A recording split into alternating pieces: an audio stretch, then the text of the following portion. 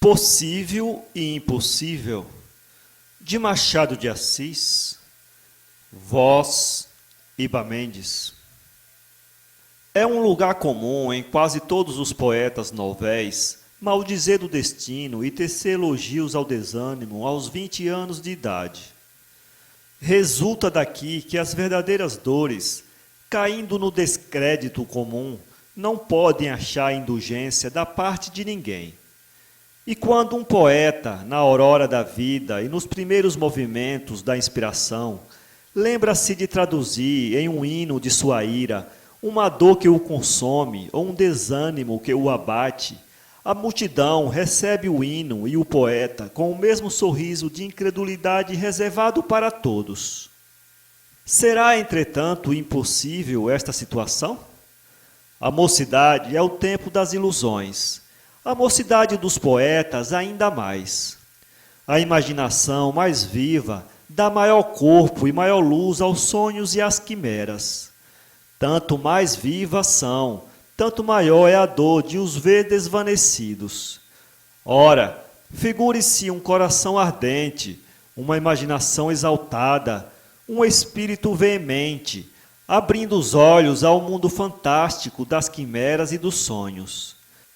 Figure-se tudo isto e veja-se se ao primeiro desencanto, ao primeiro obstáculo, esta criatura sensível não deve manifestar suas dores e os seus desprazeres na linguagem veemente e franca que Deus lhe deu. É certo que são comuns os poetas desiludidos aos 20 anos, mas entre uns e outros há a diferença do falso ao verdadeiro. Há nas dores sinceras um tom de verdade singela e pura ingenuidade que se não confunde com os arrebiques mal aplicados da poesia chorona por convicção. Tinha 22 anos o herói desta narrativa. Era poeta desde os 16. Era-o mesmo desde antes. Aos 12 anos, estando a passear com a família em uma campina junto à cidade em que nascera, foi surpreendido pelo espetáculo que oferecia o lugar na hora do pôr do sol. Era uma estrofe de poesia rústica, uma lauda das geórgicas. O meu poeta, deixando a família e os rapazes com quem ia, parou estático a contemplar o espetáculo. Só muito adiante a família reparou na ausência do pequeno. Voltaram buscá-lo. Daí em diante o pequeno caminhou maquinalmente. Isto foi aos 12 anos. Aos 16, metrificou a sua primeira inspiração. Eram umas quadras singelas, tomando por assunto uma cena da natureza. Duas rolas que se beijavam à margem de um riacho que atravessava o fundo da chácara em que morava. À noite, leu a sua obra à família. Mas ninguém lhe entendeu, à exceção de um tio-padre, que sabia entremear as orações do breviário com os cantos de Virgílio e Petrarca. O jovem poeta, descontente com o mau efeito da obra, quis rasgá-la, mas o tio-padre interveio a tempo e convidou o rapaz não só a conservar suas primeiras estrofes, como ainda a metrificar outras, quando lhe fosse de vez a inspiração. Teófilo chamava-se o nosso poeta. Era filho de uma das províncias do sul. O pai, major reformado, vivia da pensão que o Estado lhe dava e de alguns haveres que lhe deixara um parente. Era quanto bastava para sustentar modicamente a família. Esta era numerosa, constava da mulher, um filho, das 2 filhas, um irmão cego, 2 sobrinhos órfãos e uma agregada. O irmão padre era pobre e mal concorria com o estritamente necessário para a sua subsistência. A educação que Teófilo recebeu foi proporcionada aos meios de seus pais. Aprendeu primeiras letras, rudimentos de latim e de francês. O latim e o francês aprendeu-os do tio-padre. Findo isto, o padre entrou a cogitar em que havia de empregar o rapaz e não achou. Então, como que se arrependeu do que lhe havia feito aprender. O talento natural de Teófilo, desenvolvido pelos primeiros estudos, impunha-lhe a obrigação de destiná-lo a alguma carreira em que pudesse ser aproveitado, estando na esfera que lhe competia. O bom do velho nada encontrava neste sentido. No caso de morte do pai, quem sustentaria a família? Esta era a questão capital no espírito do pai de Teófilo. Entretanto, Teófilo, que tomara gosto às letras, ia aproveitando as lições do padre e aumentava o cabedal da instrução. Desenvolveu-se no latim e no francês. Estudou o inglês e o italiano. Quis conhecer a história e disse-o ao tio. Aprende primeiro geografia, respondeu-lhe o padre. É preciso, não? Sem dúvida. Como has de tu saber do que houve na casa, sem conhecer antes das disposições da casa? É verdade. E o rapaz atirou-se ao estudo da geografia, e depois ao de história, e depois ao de filosofia. Não convém à nossa história acompanhar os passos da vida de Teófilo, nem os de sua família. Basta saber que na época em que esta narração começa, Teófilo conta 22 anos. Está sem pai. As irmãs e os primos estão casados. O tio padre alcançou uma vigararia no norte. Resta-lhe a velha mãe e a agregada, moça de 18 anos. Vivem no Rio de Janeiro. Teófilo ensina história e geografia em alguns colégios particulares. É a sua fonte de renda. Nas horas vagas faz versos que ninguém lê, porque ele os guarda cuidadosamente no fundo da gaveta. Quando à mesa do almoço, Dona Teresa, é o nome da mãe do poeta, pergunta a seu filho que trabalho leva a fazer às vezes alta noite, Teófilo responde sorrindo. Estou fazendo um ponto de admiração. Dona Teresa não entende a metáfora, e seria de crer que a agregada também não entendesse, se um sorriso sonso e inteligente não lhe roçasse nos lábios a esta resposta de Teófilo. É que o ponto de admiração que Teófilo preparava para a posteridade, guardando-lhe um poeta incógnito, não era mistério para a moça. Seria ela a musa dos versos? Não era. Teófilo não reparava no sorriso, e a mesma cena repetia-se dias depois. Esta agregada era órfã. Os pais morreram pobríssimos e deixaram a filha aos cuidados da família do major, onde viveu no mais perfeito pé de igualdade com as filhas deste. Recebera a mesma educação, tinha as mesmas qualidades e sentimentos, e se era mais bonita que elas, nem por isso se desvanecia. Antes parecia afligir-se de uma superioridade que de algum modo humilhava as suas protetoras. Imagine-se uma beleza suave e angélica, fazendo adivinhar a singeleza e a pureza do coração, através das linhas puras e suaves do rosto e do brilho sereno e sincero dos olhos claros. Modesta no trajar, no gesto e nos sentimentos, Helena, tal era o seu nome, era admirada por todos, invejada por muitos, ambicionada por ninguém. Helena era a filha do coração de Dona Teresa. Era a última que lhe restava, depois do casamento das suas próprias. A boa senhora estimava-a como estimava Teófilo. Helena, por seu lado, consagrava a Dona Teresa um amor de filha, além do reconhecimento que lhe devia pelos benefícios que recebera dela. Teófilo amava Helena como irmã. Eram uma só família. Como disse acima, Teófilo escrevia versos que guardava no cioso fundo da gaveta. Ninguém, nem sua mãe, nem Helena, nem os amigos mais íntimos, mereciam a confiança do poeta. Era um verdadeiro harpagão, mas um harpagão sublime, que levava a avareza intelectual ao ponto de não confiar, nem dos mais insuspeitos, as impressões, as palpitações, as inspirações, os sonhos, as quimeras, isto é, toda a sua alma. Era respeitável este sentimento. De que serve, muitas vezes, confiar à multidão o sentimento que nos domina, a aspiração que nos impele, a comoção que nos abala? Teófilo sentia-se puro no meio do silêncio e da obscuridade. Parecia-lhe que, do momento em que abrisse a todos o íntimo do seu coração, murchava-lhe a flor do sentimento e a sua alma ficava menos pura. Mas a que vinha o sorriso de Helena? Aqui vai a explicação. Havia uma escrava que servia a família de Dona Teresa. Todavia, Helena não consentia que os arranjos de certa natureza estivessem a cargo dessa escrava e tomava a si a obrigação de cuidar deles. Assim, por exemplo, era Helena quem se encarregava de pôr em ordem o gabinete de Teófilo. Foi em uma dessas ocasiões, estando ausente o poeta, que Helena achou em cima de uma mesa um quarto de papel, onde estavam escritas algumas linhas paralelas e de tamanho desigual. São versos, pensou a moça.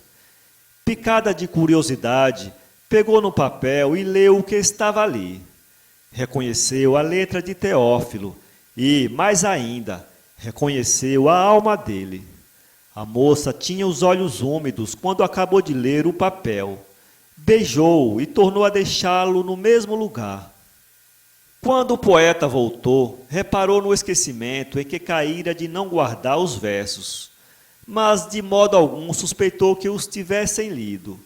Guardou-os onde guardava os outros. Helena, uma vez descoberto o mistério, não parou aí. No dia seguinte, cresceu-lhe a curiosidade. É impossível, pensava ela, que ele só tenha escrito estes versos. Eu bem me lembro que ele fez alguns quando eu era criança e os leu. Lá há de haver outros. E deitou-se a procurar. Tanto procurou que encontrou em uma das gavetas uma pequena pasta cheia de autógrafos. Eram as inspirações do poeta traduzidas na linguagem de Petrarca e ali deixadas sem que ainda o poeta as polisse da primitiva aspereza. A moça leu e releu os versos. Muitas vezes enxugou os olhos. Havia nas composições de Teófilo um eco às secretas aspirações da alma dela. Era que a situação de ambos era quase a mesma. A moça, quando acabou de ler todos aqueles escritos poéticos, restituiu-os à pasta e colocou esta na gaveta, de modo que não deixasse suspeitar a violação inocente que acabava de cometer. Depois saiu. Teófilo não reparou em nada. Tal é a explicação do riso da moça, que, depois de ouvir muitas vezes a resposta misteriosa do poeta, chegou a compreender-lhe o alcance e ria-se à socapa, como quem dizia que o ponto de admiração de que falava o moço não o era para ela. Estavam as coisas neste pé, quando uma tarde, ao voltar para casa, Teófilo encontrou no caminho um amigo que se chegou a ele e perguntou-lhe: "Tens que fazer sábado?" "Não muito. Por quê?" "Então dá-me a tua palavra de honra que aceitas um convite meu." "Convite para quê?" "Convite para uma partida." "Não posso." "Por quê?" "Porque não quero ir só, a divertimento algum." "Mas a minha família não pode ir." Que singularidade! É a coisa mais que natural do mundo. O que é talvez singularidade é a franqueza com que te digo que minha família não pode ir por lhe faltarem os meios de ostentar o rigor que essas coisas requerem. Ora, Teófilo sorriu-se. Depois perguntou: "Achas esquisito?" "Acho. É a tua última palavra?" "Bem." E como o outro se afastasse tristemente, Teófilo deu um passo para ele e perguntou-lhe se esta escusa o magoava. "Sim", respondeu o amigo. "Você é indiscreto. Eu e alguns outros imaginamos convidar-te para esta partida, a ver se te distraías e saías da tristeza em que andas. Era um serviço de amigo. Convencionamos nada dizer-te, mas eu sou forçado a isto. Não queres?" dou por fim da minha missão. Espera, disse Teófilo. O moço deteve o passo. Teófilo refletiu um bocado e respondeu: Pois sim, vou. Agradeço a vocês o cuidado que tomaram por mim. Muito bem. Onde é a partida? É em casa do comendador N. Conheces? Falamos-nos 2 vezes. É quanto basta. Além de que ele próprio insta para que tu vás. A partida é sábado. Até sábado. Separaram-se os 2. Teófilo gastou uma noite inteira em construir as expressões com que devia dar parte à mãe de que ia à partida do comendador N. Parecia-lhe crime ir divertir-se e deixar em casa aquelas 2 pessoas que estremecia. Dona Teresa, quando soube da resolução arrancada a seu filho pelas instâncias dos amigos, respondeu-lhe com palavras de verdadeira alegria. Ainda bem, dizia ela, que vais sair da vida monótona em que andas. Que mocidade a tua! Nenhuma distração, nada. É preciso não estragar os melhores anos, Teófilo. Quanto a Helena, se Teófilo reparasse melhor, viria que atrás do sorriso de prazer que a moça procurava desfolhar dos lábios vermelhos, havia outro sorriso de mágoa e de pesar. Seria mágoa e pesar de moça por não ir tomar parte igualmente no sarau? Chegou o sábado aprazado. Teófilo tinha pouco que fazer nesse dia. Voltou para casa cedo, a fim de aproveitar, na companhia da família, as horas que ia perder no baile do comendador. À hora marcada, vestiu-se e saiu. Em casa do comendador estavam reunidas algumas entidades políticas, outras literárias, outras elegantes, outras sem definição.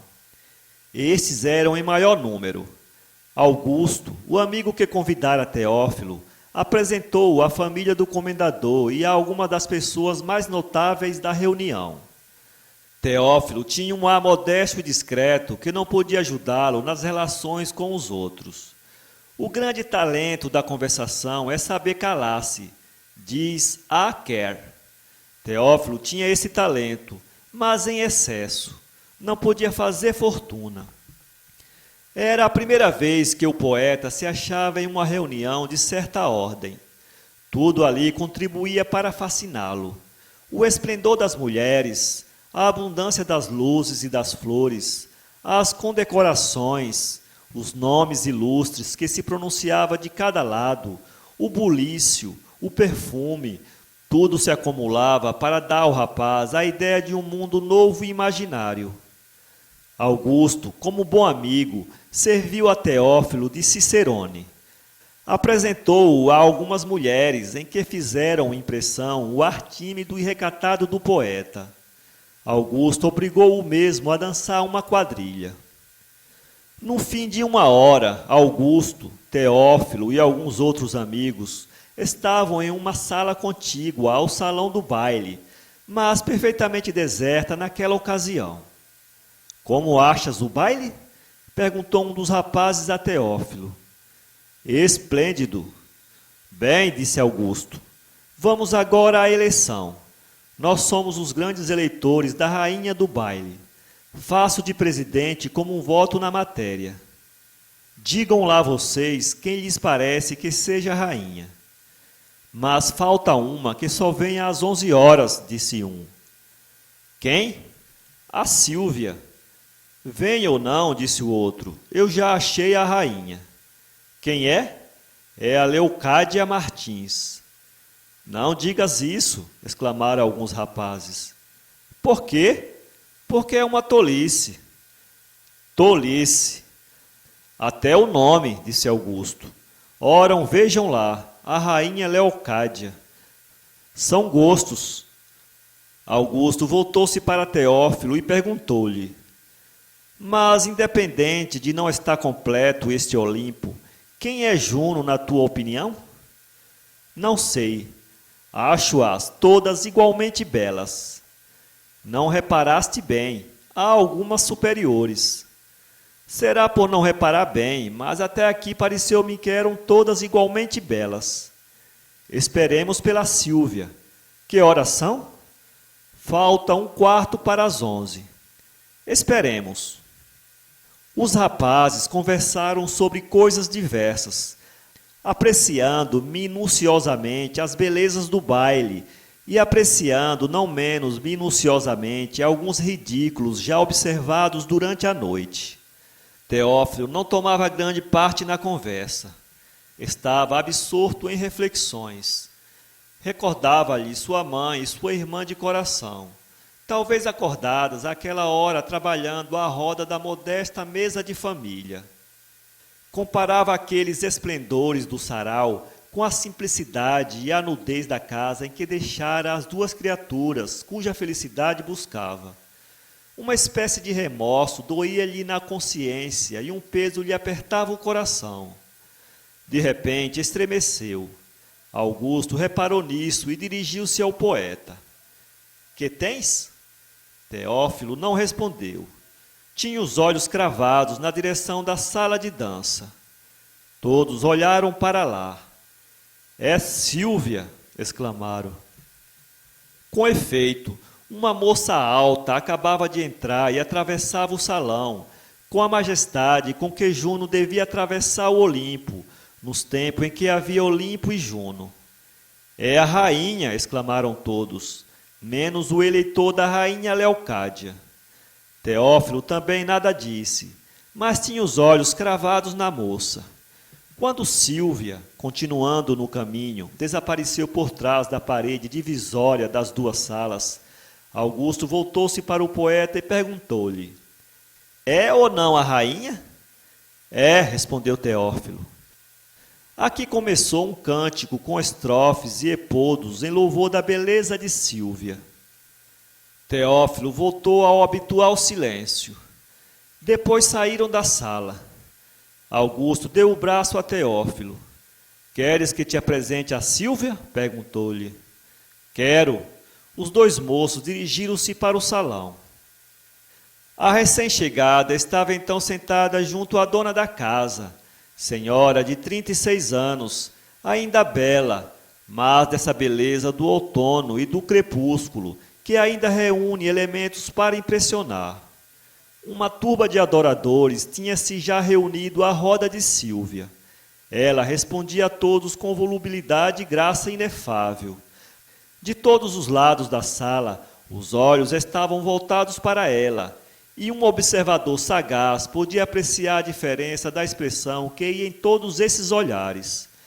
Da parte dos homens era admiração em uns, despeito de vencidos em outros. Da parte das mulheres era certa vaidade mal contida e certa inveja mal disfarçada. Sílvia sabia que era singularmente bela e tinha vaidade disso. Era elegante por natureza e por educação. Os homens a requestavam e repetiam-lhe a cada momento aquilo que o espelho lhe dizia durante o dia a cada hora. Teófilo parou à porta, vendo a turba que cercava a moça. Iremos depois, disse ele. Por quê? Toda a gente...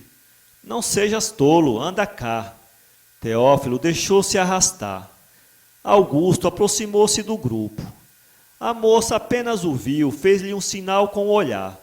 O moço obedeceu, aproximando-se. Não me acha um ar de filósofo? Disse ele sem largar o braço de Teófilo. Talvez, disse ela. Sou um peripatético que vê correr as horas, olhando para o céu à espera do momento em que deve aparecer Diana para vir empalidecer as estrelas. Deveras? Disse ela, movendo voluptuosamente o leque. Augusto fez a apresentação de Teófilo. Sílvia inclinou ligeiramente a cabeça à saudação de Teófilo. Os seus olhos puros e grandes fitaram-se no moço. Este não pôde desviar os seus. A conversa continuou animada pelos ditos joviais e de alguns modos familiares de Augusto. Teófilo tomava parte na conversação quando lhe permitia o êxtase em que estava diante da singular beleza de Sílvia. Sílvia era realmente bela no sentido amplo e elevado da palavra. Vinha à mente a ideia de Cleópatra. Era um duplo efeito que o aspecto da moça produzira no espírito e nos sentidos. Quem amasse aquela moça desejaria que, como a Antônio, fosse trasladado para a campa o leito nupcial da vida. Ela devia inspirar uma como que voluptuosidade ainda depois da morte. Devo dizer, em honra de Teófilo, que a impressão produzida no moço não tinha esse caráter. O espírito do poeta só via e sentia o que havia de puro e adorável na mulher. Sílvia era um tanto pálida, não dessa fria palidez de cera que não comove. Tinha a testa arredondada e polida, os olhos negros, profundos, rasgados, desferindo um olhar penetrante. Um nariz ligeiramente aquilino, servindo de base a duas sobrancelhas arcadas, bastas e negras. A boca, graciosa e pequena, abria-se em dois lábios demasiadamente rosados, úmidos, voluptuosos. Um pescoço perfeitamente contornado ligava a cabeça aos ombros e fazia descer o olhar fascinado para o colo e para as espáduas, nus até onde consentiu a vaidade e o decoro. Sobre aquele colo ideal fugia uma pequena cruz de brilhantes em completa oscilação pelo arfado seio. Sílvia vestia com simplicidade e gosto, mas via-se nos maiores enfeites, como nos menores gestos, a consciência da beleza que procurava realçar o que recebeu do céu com o auxílio do que se inventou na terra. Teófilo não podia desviar os olhos de Sílvia. O espírito do poeta sentia-se tomado de uma ebriedade celeste diante daquela beleza fascinante. Era o filtro mágico do amor que se lhe entornava nos olhos. Até então, o poeta conhecera a beleza pelo que a imaginação lhe figurava. Esta beleza estava ali, diante dele, palpável, visível, deslumbrante. Sílvia conheceu o efeito que causara em Teófilo, ou antes supôs que ele não podia fugir à lei comum dos outros homens que a cercavam. Fitou um olhar fascinante no poeta e depois retirou os olhos para dirigir a palavra à dona da casa. Augusto esperou que a moça acabasse de falar para interpor uma petição. Era a petição de ser contemplado entre os cavalheiros que deviam merecer a honra de acompanhá-la à dança. Sílvia deu-lhe uma quadrilha. Augusto intercedeu por Teófilo, e Teófilo obteve uma valsa. Depois os dois moços separaram-se. "É bela, não?" perguntou ao poeta. "Esplêndida", murmurou este. Teófilo sentiu-se outro. Parecia-lhe que estava próximo a entrar na instância da felicidade. Era simples, amava. O amor nasceu-lhe de súbito, como acontece quando é verdadeiro. Quando chegou a vez da sua valsa, o nosso poeta estremeceu. Dirigiu-se para a moça. Sentia-se estranhamente comovido e por duas vezes esteve para recuar e sair.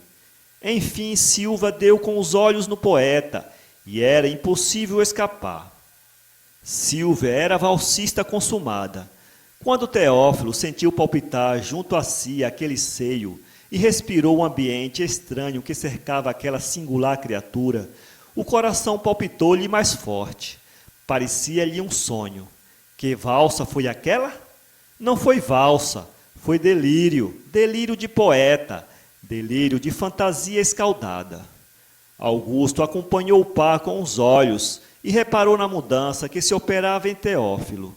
Quando pôde conversar com este, interrogou-o acerca da impressão que lhe causava a Sílvia.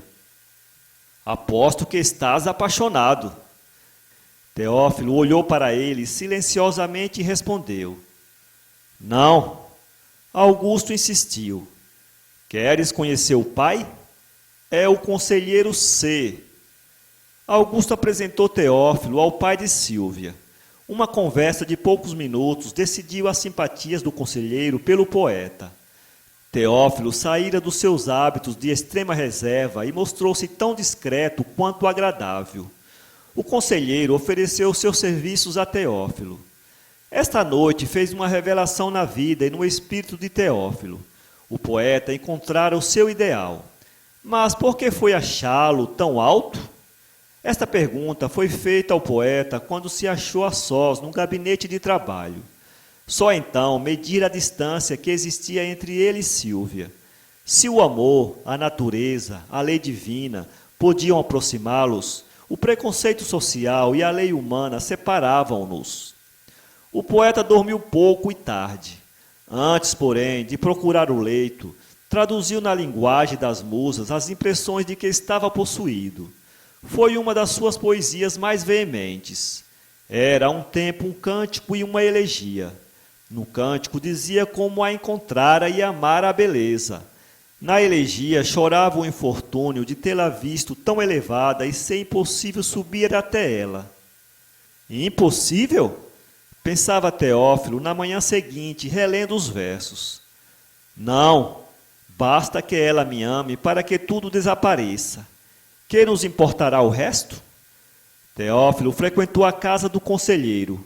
Augusto, a quem Teófilo fez apenas meia confidência, servia de cicerone ao tímido amador. Sílvia, com esse tato delicado das mulheres, reconheceu que era amada pelo poeta e, longe de procurar dissuadi-lo, animou-o. Esta animação levou ao espírito do poeta a esperança de ser amado. Todavia, os meios empregados por Sílvia não comprometiam nada no futuro. Podiam dar esperanças, não podiam obrigar. Teófilo não reconheceu essa diferença. Amava, tomava o mais insignificante olhar como um jubileu de venturas. Vivia dela, por ela, para ela.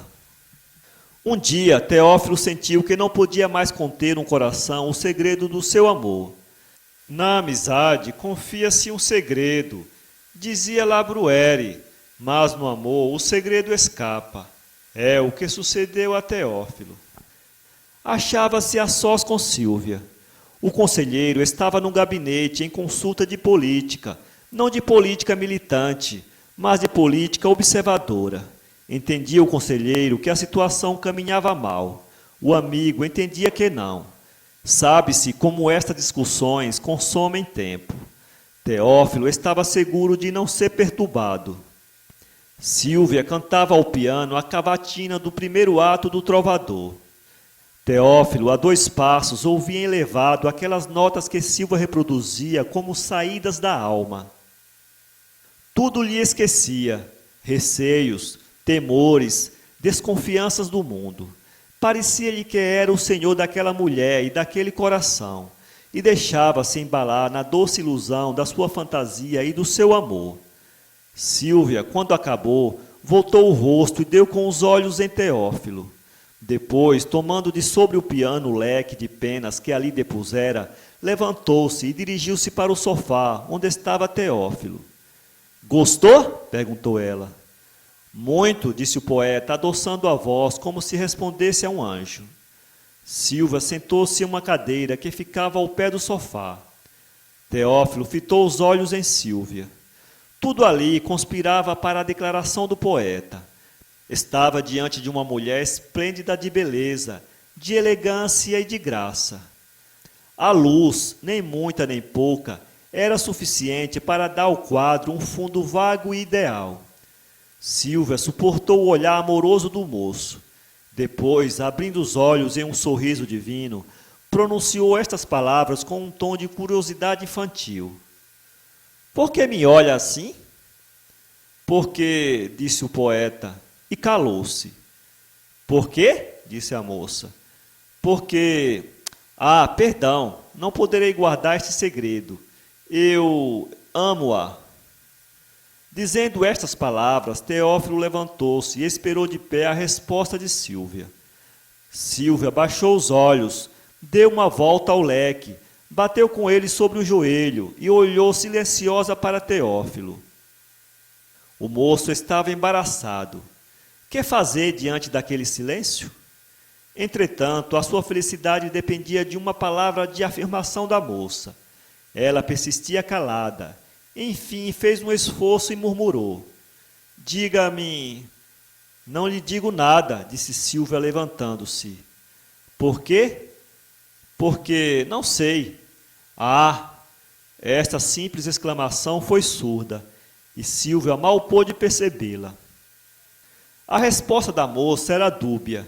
Podia afirmar, podia negar. Teófilo reparou nisto e sentiu um raio de esperança. Silvia tinha dado alguns passos até a janela. Teófilo ia à janela quando a moça voltava. Prefiro a verdade, cruel embora, à dúvida, disse ele. Se não me pode amar, é melhor que eu diga francamente. Entretanto, atenda bem para o estado do meu coração. É amor que eu sinto, amor puro, ardente, elevado. Sinto... Basta, disse Silvia. Serei franca. Não o amo. Ah! Teófilo encostou-se a um móvel. Não o amo. Talvez viesse a amá-lo. Mas como? Mal o conheço. Demais, este amor levaria a algum ato definitivo, e eu não estou disposta a casar-me. Dizendo estas palavras, a moça foi sentar-se no sofá. Teófilo estava atônito. Não eram as palavras de Silvia que lhe pareceram estranhas. A moça podia não amá-lo, mas o que lhe parecia estranho era o tom frio e indiferente com que elas foram ditas. Nenhuma comoção, nenhum pesar. E havia debaixo daquela frieza um desdém mal encoberto, talvez destinado a cortar de uma vez as esperanças do poeta. A este curto diálogo dos dois seguiu-se um profundo silêncio, mal interrompido pelo leve ruído do leque com que Silvia se abanava indolentemente. Ouviu-se a voz do conselheiro, que despedia o aliado político depois de assentar com ele em que a situação política não podia ser pior. O conselheiro apareceu na sala pouco depois. A presença do conselheiro era necessária na situação esquerda em que se achavam os dois. Silvia levantou-se e foi ao pai, com um sorriso. Então, meu pai, já acabou as suas práticas de política? Já. E tu? Não cuidei ter o prazer de encontrá-lo ainda aqui, senhor Teófilo.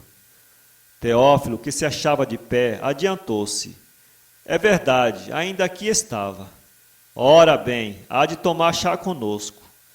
Desculpe, não posso, já me ia embora. Já? Mas se não é negócio importante, não tem mulher ciumenta.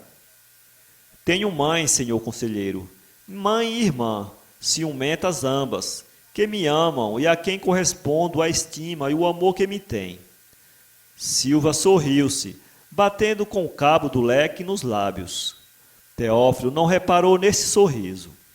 Enfim, disse o conselheiro, se é assim, não quero ser a causa de dano algum a essas senhoras. Mas até amanhã, não? Até amanhã. Teófilo apertou a mão ao conselheiro. Depois estendeu a sua a Silvia, que lhe deu apenas as pontas do dedo, fazendo um leve sinal de cabeça. Mas quando retirou seus dedos, Silvia não pôde deixar de estremecer. Sentira que a mão de Teófilo estava fria de gelo. O caminho entre a casa de Silvia e a de Teófilo era longo. Teófilo venceu esse espaço absorto em amargos e dolorosos pensamentos. Palpitava-lhe o coração de dor e, no meio das torturas por que passava então, tinha grande parte do seu amor próprio ofendido. Ao aproximar-se de casa, viu um vulto à janela. Era Helena. O poeta não se admirou. Helena esperava-o sempre até ele chegar. Teófilo, que demorava sempre em trocar algumas palavras com a moça, nessa noite mal a cumprimentou, retirando-se logo para o quarto. Helena estranhou isto, mas nada disse. Ficou na sala algum tempo e depois retirou-se para o seu quarto. Ao passar pela porta do quarto de Teófilo, Helena ouviu o som abafado de uns soluços. Parou e colou o ouvido à porta. A moça não se pôde conter. Sentiu cair-lhe as lágrimas e retirou-se apressadamente. Com efeito, Teófilo apenas se viu só, soltou livremente as suas lágrimas. Eram naturais essas lágrimas, em uma natureza tão delicada e tão sensível. As lágrimas não são somente o apanágio da fraqueza, são também um sintoma da elevação e da delicadeza dos sentimentos. Teófilo chorava, como cantava. Era uma maneira de exprimir as suas comoções. Ora, estas comoções naquela ocasião eram das mais poderosas que podia sofrer o coração do poeta. Levara a construir um castelo de quimeras para vê-lo decaído com palavras frias e desdenhosas de uma mulher. Reunira naquele amor todas as forças vivas da sua mocidade e do seu coração. E quando, na plena confiança do amor em que ardia, julgou receber a sentença da felicidade, ouvira pura e simplesmente a sentença de morte. Mais ainda, não era só o amor que ficara burlado, era o objeto do seu amor que se desonrava a seus olhos. Em sua fantasia de poeta e sua ignorância das coisas do mundo, tinha imaginado na mulher que amava uma alma tão pura como era pura a beleza física. Até esta ilusão se desvanecia. Aquela perfeição física era uma vulgaridade moral. Quando se recebe uma dupla desilusão desta ordem, os olhos não têm vergonha de chorar sobre os sonhos desvanecidos. Os olhos do poeta choravam loucamente. Mas a primeira explosão passou. Veio não a calma, mas o cansaço. Teófilo reuniu algumas ideias e pôde medir o horror da situação. De tal modo a viu que chegou a culpar-se de tudo o que ocorrera. Não vi eu, dizia ele consigo, que distância imensa me separava daquela mulher? Quem me levou a levantar olhos para tão alto? Era bem pensada a minha esquivança de outrora, e se eu nunca aceitasse o convite que me abriu as portas do mundo, estaria agora tão calmo e tranquilo como dantes. Volto agora com uma ilusão de menos e um remorso de mais. Eu devia ver, desde logo, que se ela me abria as portas de sua sala, não estava obrigada a abrir-me as do seu coração. Teófilo resumiu estes sentimentos e estas reflexões em uma elegia que escreveu nessa mesma noite. Soluço poético, solto no meio do devaneio da dor e na situação sombria do seu coração. No dia seguinte, a velha Teresa reparou no ar triste do filho e nos olhos pisados com que ele se levantou. Teófilo respondeu às solicitações da mãe, que esta última circunstância provinha de se ter deitado tarde. E quanto à tristeza, disse que nunca se achara de ânimo mais alegre. Dizendo isto, procurou sorrir. Dona Teresa acreditou. Helena apareceu então, apresentando o mesmo aspecto. As perguntas da mãe de Teófilo tiveram a mesma resposta. Apesar de estranhar isso, Dona Teresa não deu ao caso maior importância. O almoço foi silencioso e triste. Passaram-se alguns dias. Teófilo continuou triste do mesmo modo, mas como não aparecia em casa senão tarde, não tinha ocasião de se ver observado. As circunstâncias de Helena eram piores. Helena, no dia seguinte, à noite em que ouvira soluçar Teófilo, foi ao gabinete deste e apenas o viu sair. Aí deu com os versos escritos na véspera. Não eram os primeiros em que o nome de Silva aparecia a Helena.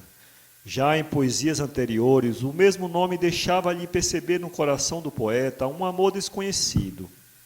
A linguagem da última elegia deu a conhecer a Helena a situação do coração de Teófilo.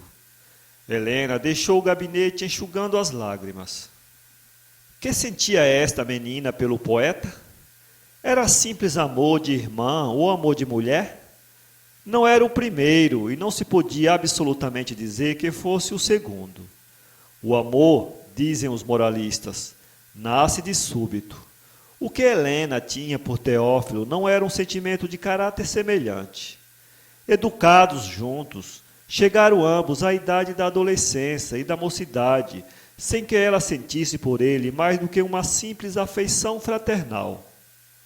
Essa afeição mudou de natureza com o andar dos tempos e a mudança das circunstâncias. Quando o círculo das afeições de Helena se foi estreitando com a morte e a separação, a moça concentrava o sentimento do seu coração até chegar a não ter para a estima mais do que as duas criaturas com que a achamos agora, a velha Teresa e Teófilo.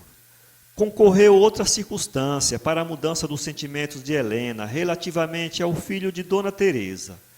Helena, no desenvolvimento completo da sua mocidade, não amara ainda. Ela olhou para o futuro e em redor de si. Não viu nenhum coração disposto a receber as primícias do seu. Um dia, sem reparar, sentiu que se tivesse de escolher entre todos os homens um marido, era Teófilo aquele a quem daria a palma.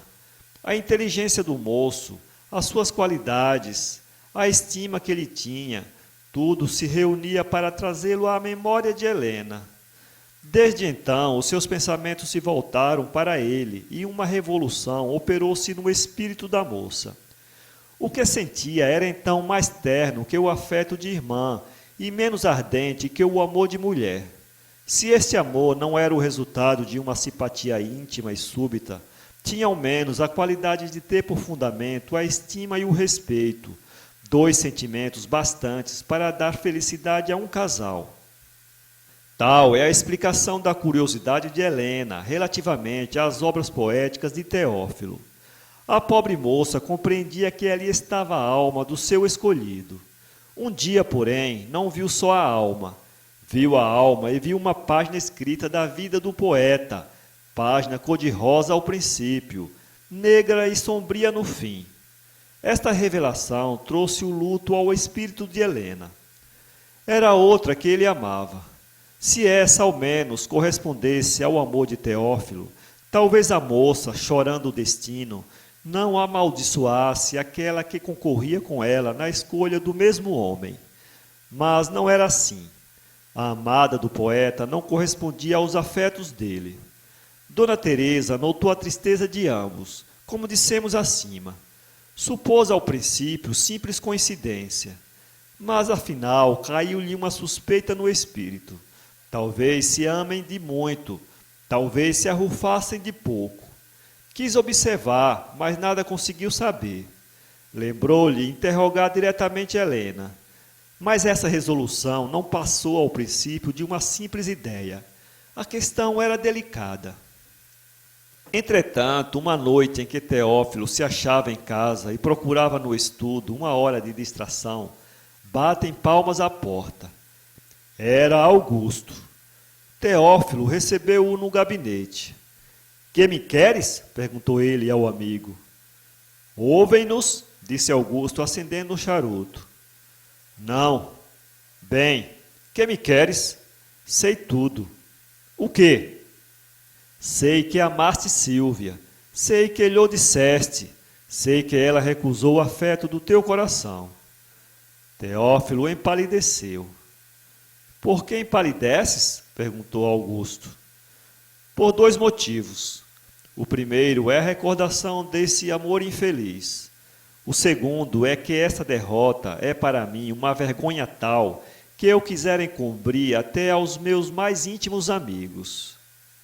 Aceito o primeiro. Quanto ao segundo, o segundo é igualmente aceitável. Não é. Seria a primeira derrota, mesmo com Sílvia? Creio que não é a primeira, mas não é derrota propriamente o que me dói e me envergonha. É que ela mostra o meu erro e a minha loucura em ter procurado vitória em terreno tão alto e tão difícil. Não digas isso. Por que não? Desejei o impossível. Tive a paga do meu arrojo. Mas quem te disse tudo? Foi ela? Foi. Ah! Digo-te francamente para que avalies a namoradeira em cujos olhos puseste a estrela das tuas ambições amorosas. Contou-me ela ontem tudo o que se passou, isto entre um movimento de leque e uma escala do piano. Não te vingas isso? Não. Embora não aceitasse o meu coração, eu desejara que ela ficasse sendo a mulher nobre e elevada que eu sonhei nas minhas noites de febre. Vim dizer-te para que mais depressa esquecesses aquela mulher. Se o teu amor ficasse ofendido, era mal para ti e para nós. Sucumbias. Mas se deste naufrágio só o teu amor próprio houver sofrido, é certo que viverás. É a primeira hipótese. Eu já não vivo. Tenho a esperança de que há de ser a segunda. Desejos de amigo, disse Teófilo, suspirando. Adeus, disse Augusto, levantando-se e abraçando o poeta. O poeta acompanhou Augusto até a porta. Quando voltou para o quarto, Teófilo encontrou Helena na sala de jantar. Ao princípio não reparou, mas depois viu que a moça tinha os olhos rasos de lágrimas. — Que tem, Helena? Perguntou ele. — Nada, dor de cabeça.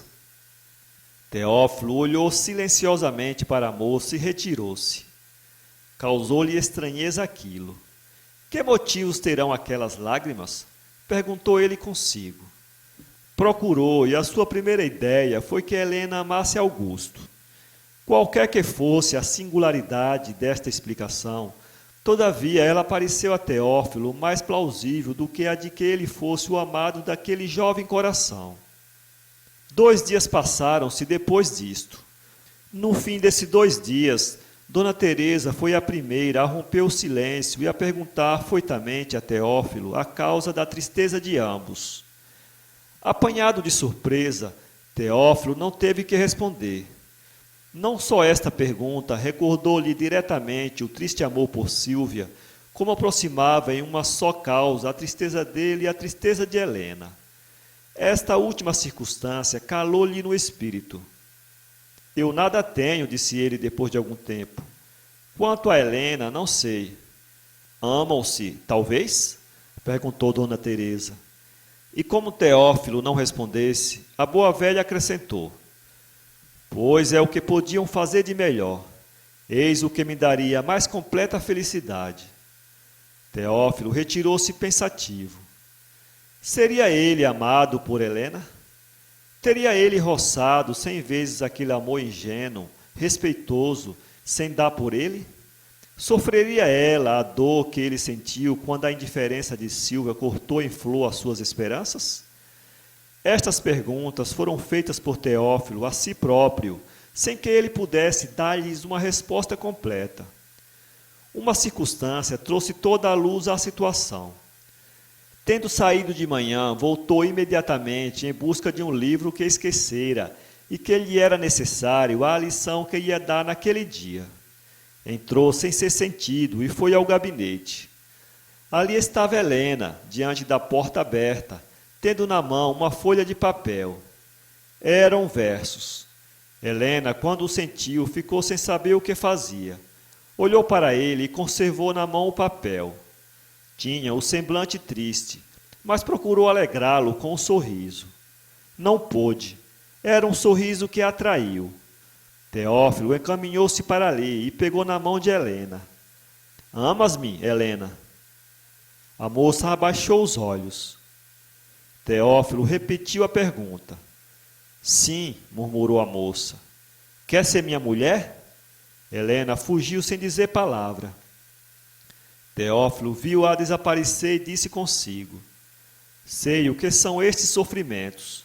Padeci, não quero que ela padeça. Serei dela, este amor curar-me-á. No dia seguinte, Augusto recebia esta carta de Teófilo.